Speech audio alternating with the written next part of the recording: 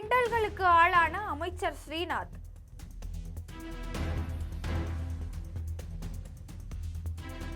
வெற்றி அடைந்த தொகுதியையே மறப்பதா? புன்னக்காயல் மக்களே, I love you, love you, love you. உங்க அன்புக்கு மீண்டும் சர்ச்சை. இது பற்றி விரிவாக பார்க்கலாம் இந்த செய்தி தொகுப்பில்.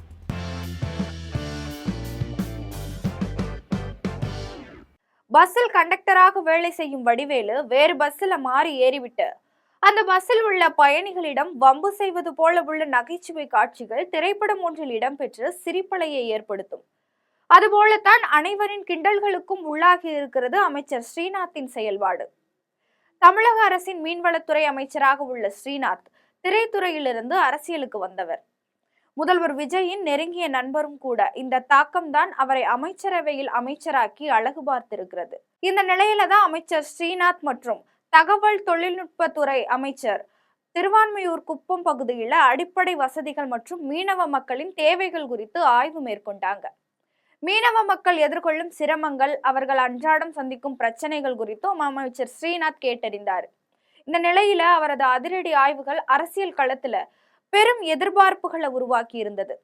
இந்த நிலையில் திருவான்மியூர் பகுதியில் உள்ள மீனவ மக்களை சந்தித்து விட்டு வெளியே வந்த அமைச்சர் ஸ்ரீநாத்திடம் கச்சத்தீவு மீட்பு குறித்த செய்தியாளர் ஒருவருடைய கேள்விக்கு பலமுறை நோ கமெண்ட்ஸ் என்று ஆங்கிலத்துல கூறிவிட்டு அங்கிருந்து புறப்பட்டு சென்றிருக்கிறார்.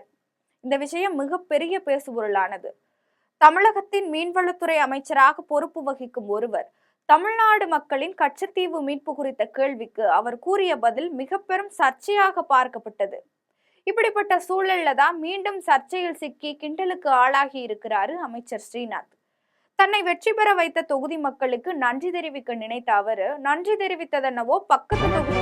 அமைச்சர் ஸ்ரீநாத் தொகுதி மாறி சென்று வாக்காளர்களுக்கு நன்றி தெரிவித்த வீடியோ சமூக வலைதளங்களில் வைரலாகி வருகிறது.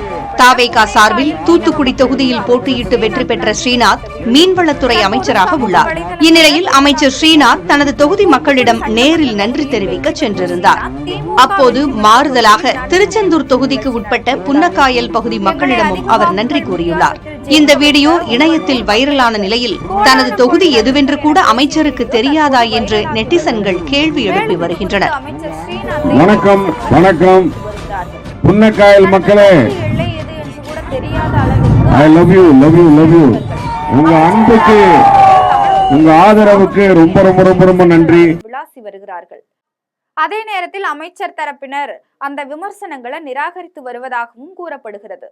முன்கூட்டியே திட்டமிட்ட பல்வேறு நன்றி தெரிவிக்கும் நிகழ்ச்சிகள்ல அவர் கலந்து கொண்டதாகவும் ஒரு குறிப்பிட்ட நிகழ்வை மட்டும் வைத்து தவறான புரிதல் உருவாக்கப்படுவதாகவும் அவரது ஆதரவாளர்கள் விளக்கம் அளித்து வருகிறாங்க. இந்த விவகாரம் அரசியல் களத்துல புதிய விவாதத்தை ஏற்படுத்தியுள்ளது. தேர்தலில் வெற்றி பெற்ற பிரதிநிதிகள் தங்களின் தொகுதிகள், பிரச்சனைகள், எல்லைகள் மற்றும் மக்களின் தேவைகள் குறித்து முழுமையாக புரிதலுடன் செயல்பட வேண்டும் என்று கருத்தும் வலுப்பெற்றுள்ளது.